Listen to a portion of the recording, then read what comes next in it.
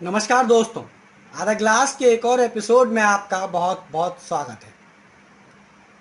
देश को 15वें राष्ट्रपति के तौर पर आदिवासी महिला प्रत्याशी द्रौपदी मुर्मू मिल गई हैं, जिसकी संपूर्ण देशवासियों को सभी को बहुत बहुत बधाई, बहुत बहुत शुभकामनाएं। नामांकन से लेकर के और अंतिम समय तक सिर्फ उन्हीं की जीत की चर्चा थी और आधिकारिक मोहर भी आज शाम को लग गई।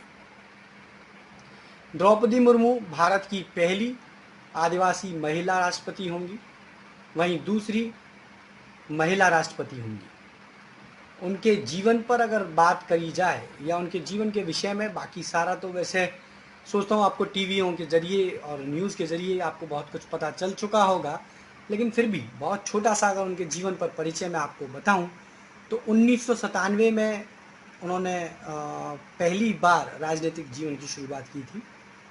और उससे पहले अगर बात करूं तो 20 जून 1958 को उड़ीसा के मयूरगंज ज़िले के बेंदा पैसी गांव में उनका जन्म हुआ था।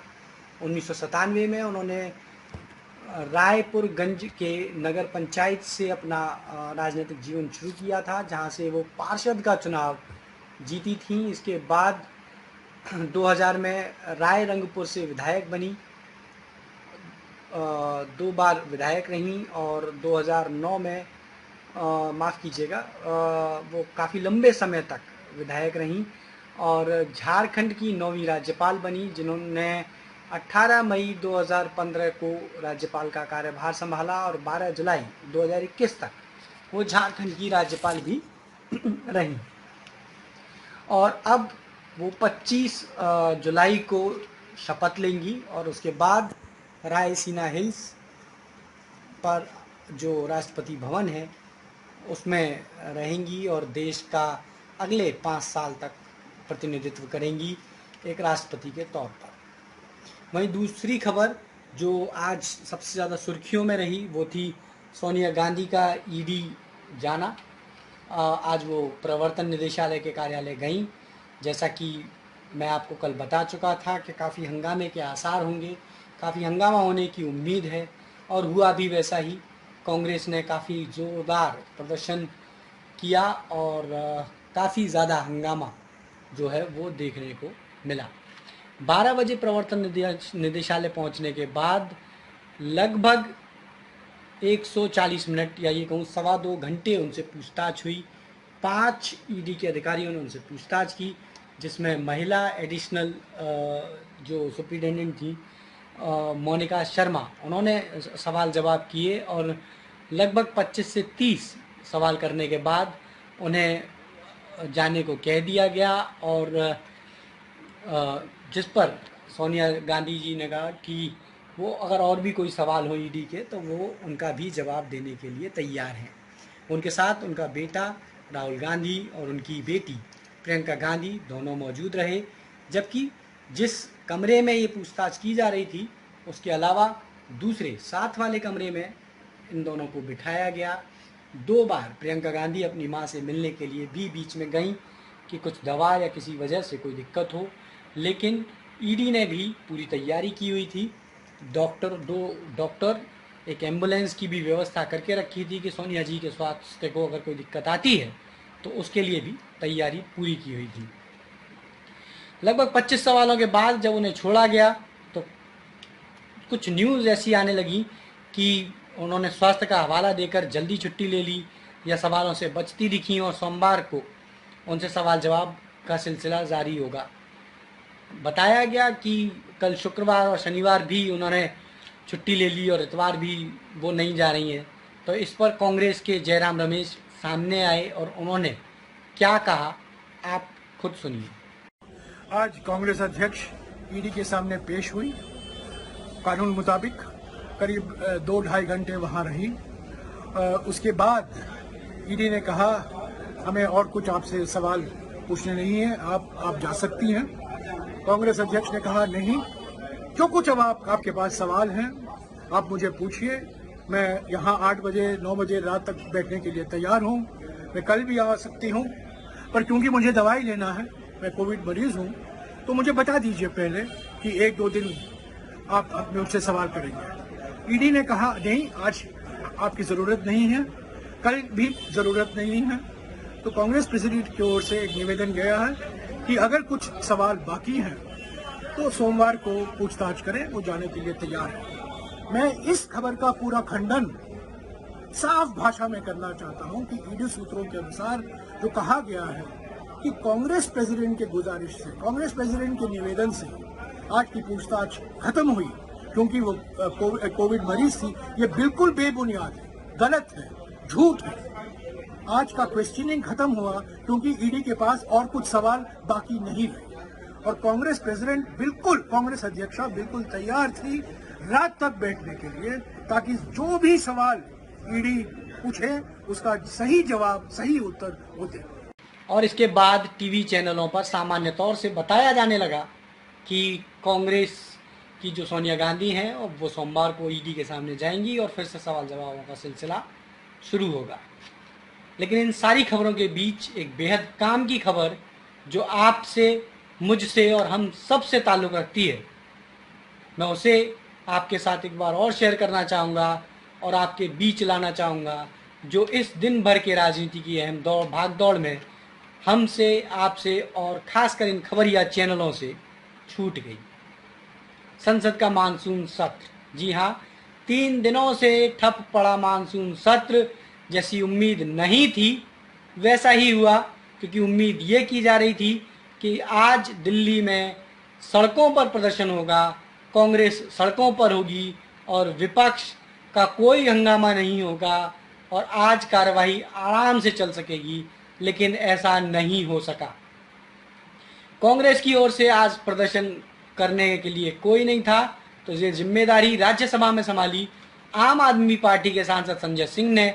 वहीं लोकसभा में भी छोटे राजनीतिक दलों ने, या ये कहूँ कि जो कम सांसद वाले राजनीतिक दल हैं, उन्होंने इस जिम्मेदारी को बखूबी निभाया और लोकसभा की कार्यवाही 2 बजे जो शुरू हुई वो चंद मिनटों में ही ख़त्म हो गई।